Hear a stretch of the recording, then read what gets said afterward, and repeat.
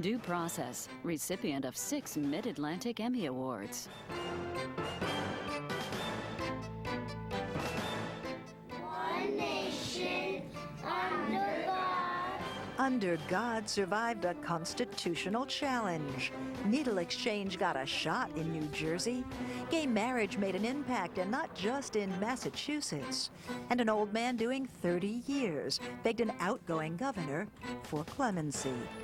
Updates on those stories and more on this end-of-season edition of Due Process. Major funding for Due Process is made possible by the New Jersey State Bar Foundation, committed to educating the public about the law. Additional funding is provided by Lawyer's Diary and Manual.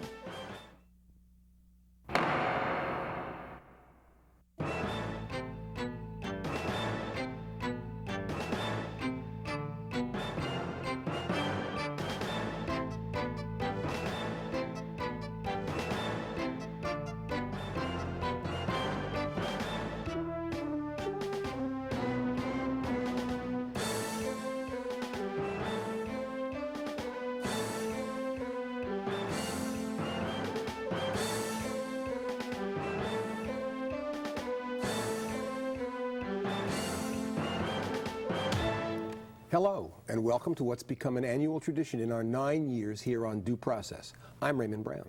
And I'm Sandy King, and it is that time of year when we look back on the season's stories and bring them up to date.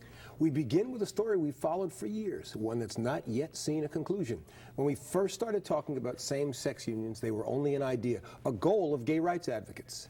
And when we did the story earlier this year, New Jersey was about to have its first domestic partnerships, and Massachusetts was moving toward full and legal gay marriage, none of which was lost on a couple we met at their home in Hudson County. You're like my grandmother. She thinks they're made out of gold. They've been together nearly 13 years.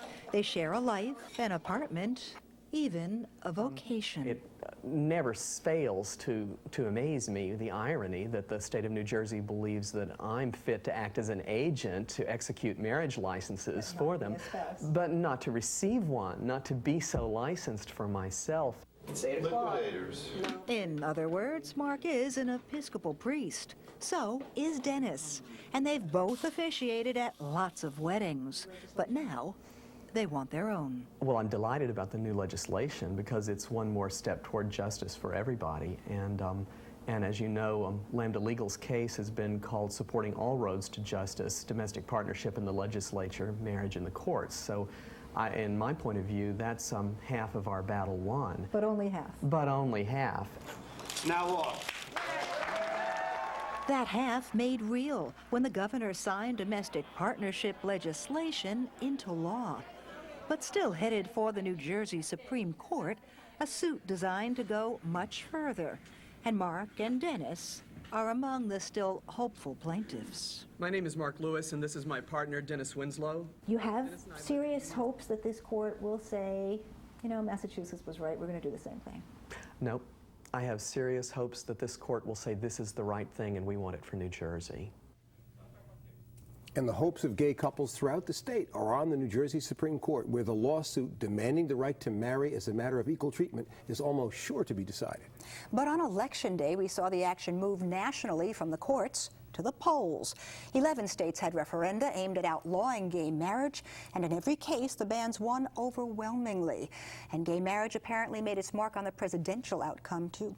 Sandy, I'm among those who believes that the presidential outcome turned on the question of gay marriage. The idea of moral issues brought conservatives out, prompted in part by the action of the Massachusetts Supreme Judicial Court, which had made gay marriage a reality in Massachusetts, and I think that was the pivotal issue in the last presidential election.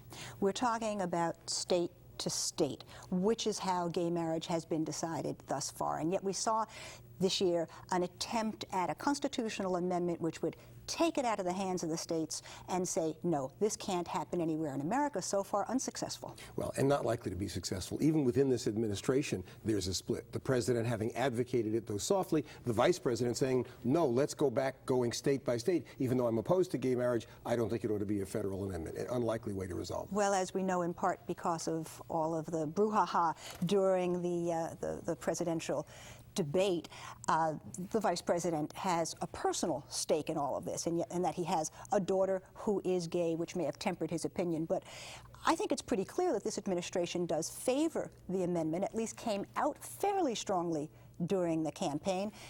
Is it likely to fly? I think rhetorical favoring of this amendment is different from being able to do the work to bring it about. And I think the vice president reflects a large constituency of people who are opposed to gay marriage but don't want to amend the Constitution to do it, think it should be decided state by state. It's a tough, long road, unlikely to win. Let's talk about this state. We saw domestic partnerships come in this year, and we've seen 2,500 couples register with the State Department of Health to be domestic partners. Not exactly what gay rights advocates or other civil rights advocates had asked for here in New Jersey. Two more levels of subtlety. Those who favor domestic partnership, not completely thrilled with our act. In addition to that, it isn't clear, especially given what happened in the presidential election, that the majority of gay rights activists favor marriage as opposed to making sure civil rights are protected. So lots of ironies and nuances with respect to this issue. Raymond, the couple whom we met in the Take piece has decided not to apply for domestic partnership. Their hope still is that the case that's working its way through the New Jersey courts, been rejected at the trial court level, working its way now into the state appellate court, eventually undoubtedly will wind up at the state Supreme Court. They're still hoping that this Supreme Court will do as Lambda Legal had hoped and say yes to gay marriage here as in Massachusetts. That's true, and most of our speculations about legal issues are forward-looking, but here it's tempting not to look back and say, if Jim McGreevey had been able to come out of the closet in his first year in office and aggressively advocate a more comprehensive domestic partnership act or even gay marriage, how might the landscape have changed in New Jersey, maybe even throughout the nation? Well, Raymond, now former Governor Jim McGreevey opposed gay marriage throughout his tenure. Of course, for almost all of that time, as we now know, McGreevey was himself in the closet. We can only speculate on the impact that had on his public posture and how things might have been different if he had declared himself a gay American 3 years earlier. But we do know something of how politics played a role in his position on another controversial issue.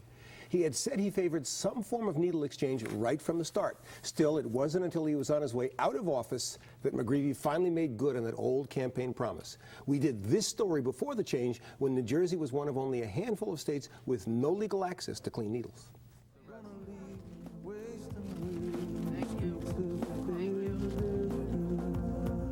Philadelphia's meanest streets, where crime is a cruel reality, poverty a constant, and drugs for some a way of life. Do be careful. Don't blow off another time if you vomit blood. Yeah, okay.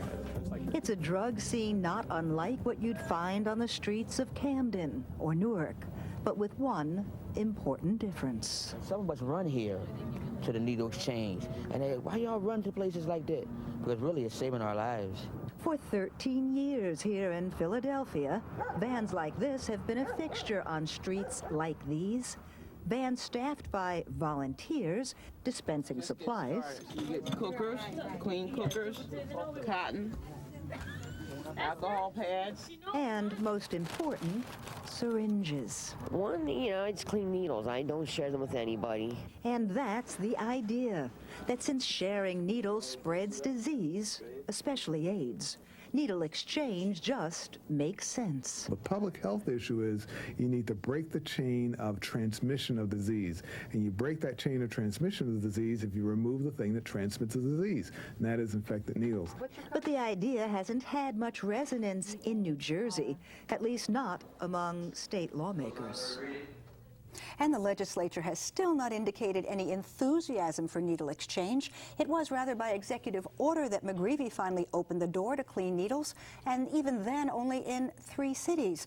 And Raymond, as you said earlier, only after he was presumably looking for some sort of redemption in his new post-political life. And if this is a quest for redemption, it rests, unfortunately, on a slim read, or I should say 2 slim reads, Camden and Atlantic City, the 2 places where his executive order may have effect and where there may be some needle exchange. Newark, of course, a different story. Well, Newark a different story because the mayor opposes needle exchange, the mayor who is a powerful figure in Democratic politics in New Jersey, and Senator Ron Rice, also a deputy mayor, who is probably the most vocal critic of needle exchange. Dick Cody not likely to want to rock the boat too much with them. And McGreevey himself wasn't looking to make a fight over needle exchange with those two. And also, you've been doing some interesting reading up on what Legislative Services is up to and to complicate this brew. Very interesting. The middle of November, the Office of Legislative Services says, Jim McGreevey, we think you made a mistake.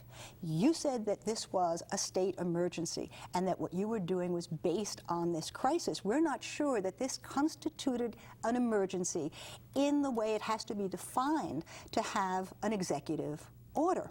So then where does that leave us? Back in the courts? Well, our viewers might very well say, well, we know the court will resolve it, but this might be the kind of political question that would lead the court to say, in a fight between the executive and the legislature of this kind, we're not getting in it, you have to resolve it yourself. Well, and then we wonder where the current executive will be. Of course, we have a new governor, and we know that Dick Cody, when Winona Littman, who was a friend of his, was pushing for needle exchange, he did seem to favor it. It wasn't something that he fought for, though.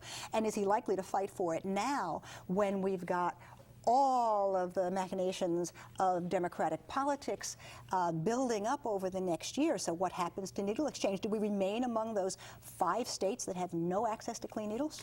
Given the uncertainties surrounding the new governor on this point, I think it's fair to say the final chapter is still to be written on needle exchange in New Jersey, as it is on another story we've followed each year since we first went on the air. The saga of a death penalty restored here more than 20 years ago, a sentence imposed again and again, but to this day not carried out.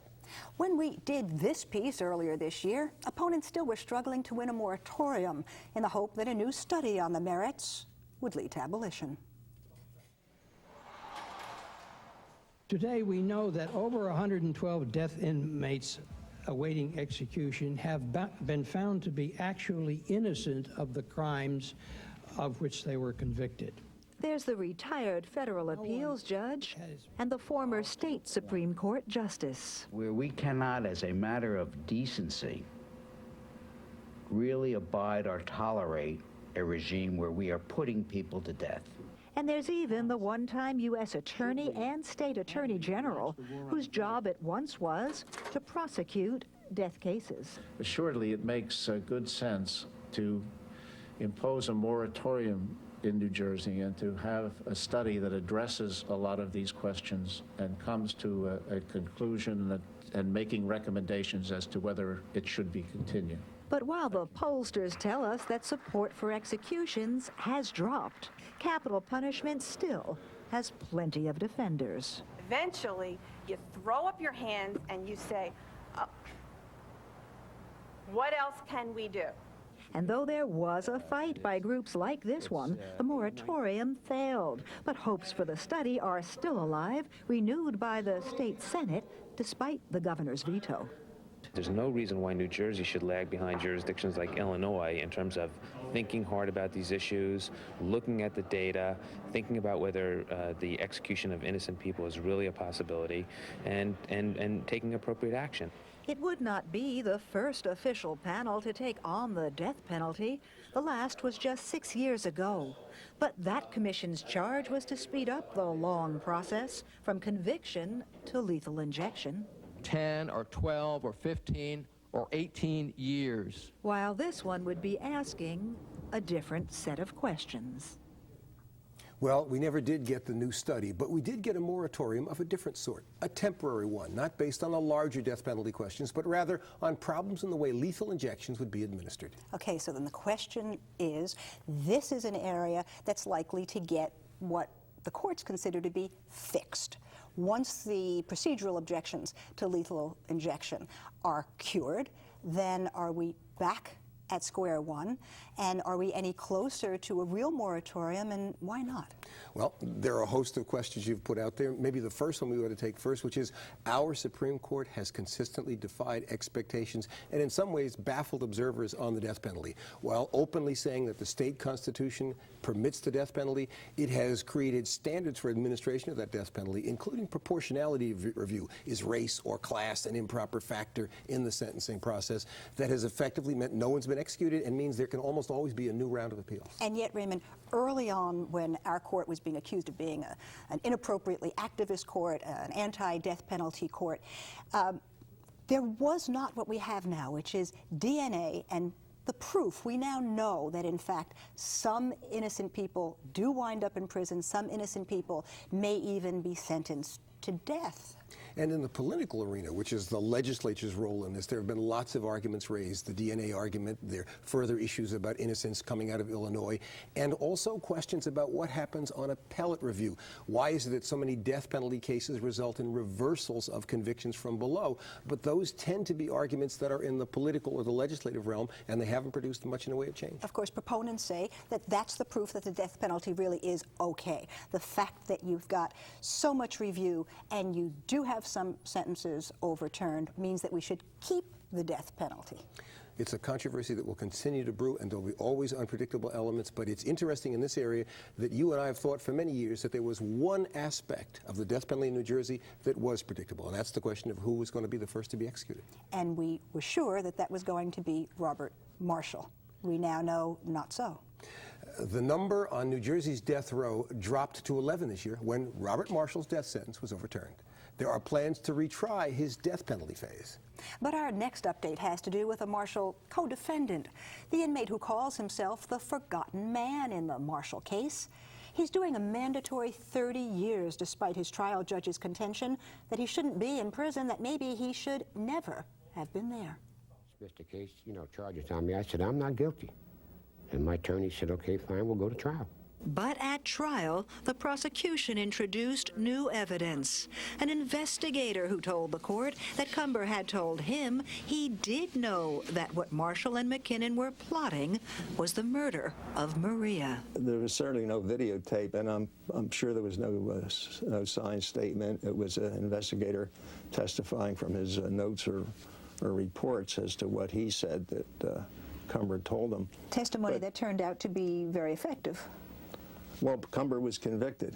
And once convicted, this hardware store clerk from Louisiana, who had never been arrested, never had so much as a driving violation, was on an inescapable road to decades in state prison.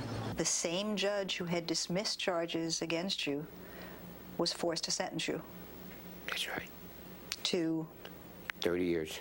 I gave Mr. Cumber the minimum sentence that you could give, which was 30 years. But when legislators set that mandatory sentence, was Bobby Cumber's the kind of case they had in mind? When you look at all the other facts about what happened to whom and what didn't happen, it just seemed to me that the result was not a fair result, that he deserved some type of executive clemency. The judge's plea for clemency and our due process report on Cumber were among the documents submitted to Governor McGreevey in the weeks before he left office as part of the clemency petition for Bobby Cumber. And we're told that Cumber made it to the pardon shortlist. But in the end, McGreevey left office without granting a single pardon, Raymond. Sandy, there are lots of issues involved in Cumber's case, but the first, perhaps, is the question of the mandatory minimum. This mandatory minimum is a unique one and an important one in our system. It's really the result of a nationwide movement to make penal codes around the country more uniform. And it means that if you're convicted of murder, you have to do a minimum of 30 years. Our old code before this, you could be convicted of murder 1 and get out after 13 years. So this is a mandatory minimum, even one that's been favored by some death penalty opponents who say if jurors and legislators and prosecutors know that a person convicted of murder is going to be in prison for 30 years, maybe they'll see that as a viable alternative to the death penalty in some cases. So then would this not have been the perfect opportunity for McGreevey to say, I'm not questioning the mandatory minimum as a whole, but this is such an unusual case where the trial judge says, hey, we may have a miscarriage of justice here, and this guy really should get out. McGreevey could have said, we don't want to overturn the whole thing, but we do want to let this one, maybe innocent man out of prison. Of necessity, today we've been looking at the parallels between the state and federal experience. Well, when President Clinton left office, he issued a number of pardons, and they became a controversial part of his legacy. So I think that before an executive leaves office and issues pardons, I think there's an increasing desire to be certain that they'll be non-controversial and that they won't soil the legacy. And given the fact that McGreevey already has a number of other issues in the air, he may have said, this guy Cumber has no following, he's not a cause célèbre, I'm not going there. He's not, and yet this is a really unusual circumstance. I wonder, although you say that this would have perhaps sullied the McGreevey legacy, whether he didn't miss the boat on this one. Well, there's an element of truth in what you say, because if a man is in fact innocent, which is the question being raised by Cumber, clearly the executive and every other public official has to be concerned about it. And I'm not saying necessarily it would guarantee that his legacy would be soiled, but I think it's risky, because by and large the public is not in favor of pardoning murderers. And so the question of having to explain in some detail the rhyme and reason is critical. There's something also bitterly ironic in all of this, and that is that, as we said, Robert Marshall's death phase is now overturned. It may in fact be reinstated, but if in fact it isn't, because he was convicted before Cumber, if he is not facing death, Robert Marshall could find himself out of prison before Bobby Cumber, who may have played no role in the murder, is himself out. And it's an obvious contrast, one that would upset everyone, but unless the courts are willing to acknowledge that Cumber is not guilty and reach the merits, there's no remedy for him. And the irony of the guy who would avowedly had the motive and did the actual killing, leaving prison before the guy whose role was minimal, if at all, is obviously creates a specter that's disturbing to everybody. And we're not sure, but it could be 2 years before the public defender is able to come back to whoever's the chief executive and say, let's try again, clemency. I agree. And the Cumber case and the mandatory sentencing that keeps him in prison are deadly serious subjects, but they didn't get a fraction of the media attention that another of our issues did. In fact, few legal stories drew the kind of headlines and public outrage prompted by 2 little words from the Pledge of Allegiance. One nation under God. The Ninth Circuit ruled that those words, under God, in schools, is state endorsement of religion, and so unconstitutional. It's been clear in the judicial decisions over many years that government may not endorse religious beliefs. This, particularly when you're dealing with impressionable public school children. But the ruling triggered a nationwide uproar, from unanimous condemnation in Congress to outrage from the pulpit. This country was founded on Christian principles, and as many of the people tell you, or even in our school systems, when you took prayer out, you had to bring the security guards in. From the indignation of politicians to the passion of one small-town waitress. Do you care for dessert? I wanted to get a huge billboard that had the whole I Pledge of Allegiance on it with Under God. Let everyone read it and realize what could be taken away. And it had seemed that the High Court would finally decide the question of whether the pledge, with Under God, was in fact constitutional. But when the court looked at the California case, Raymond, that is not what happened. Sandy, I hate to use the word technicality when talking about the law, because it sweeps aside all kinds of jurisprudence. But to many people, this case was an instance where the Supreme Court decided not to decide. They said the father of the girl from California didn't have standing to bring the case, so the court decided not to reach the merits. Okay. We saw that several of the justices in a dissent, including Clarence Thomas, said this is not the way to go. We need to make a stand for Under God in the pledge. They were not in the majority. No, they're not in the majority, and that means that the issues that were brought to the court are still unresolved, and if this issue is to be decided, it'll have to be by this court or another one on another day. We should keep in mind that the court has a special concern about matters on church-state issues that involve children, as opposed to, say, legislatures, which open with a prayer, or In God We Trust on coins. So it's possible we'll revisit this issue. But, you know, we were talking about constitutional amendment when it came to gay marriage. Again, there was an attempt, again unsuccessful, in the Congress to have a constitutional amendment for Under God.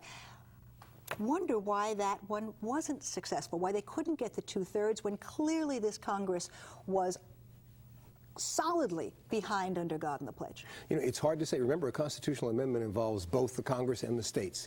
In the case of gay marriage, it seems likely that the states are going to be the repository. One could make an argument that this is a national issue, but is it one of such importance that people want to spend the political coin to go to battle on 2 words that were only added in the 1950s as part of the Cold War? And while they're important words, maybe it's not worth a constitutional amendment. In fact, it was Newark's own Peter Rodino who put those two words in, and now, well into his 90s, he says he stands by them. Sandy, it will be very curious to see whether the faith-based community can muster the political energy over what many of them concede is largely a symbolic issue.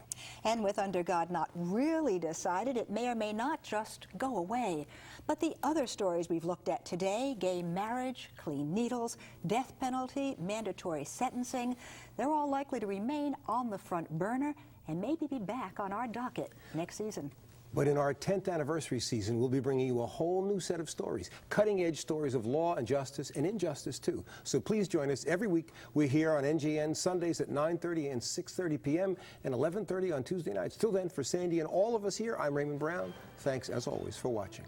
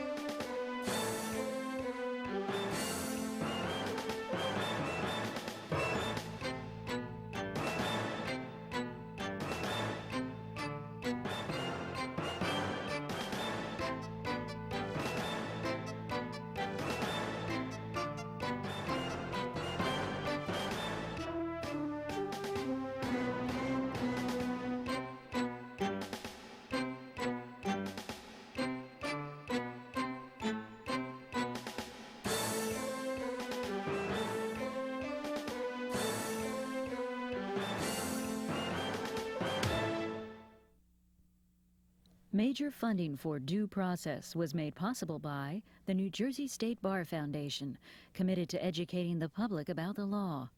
Additional funding was provided by Lawyer's Diary and Manual,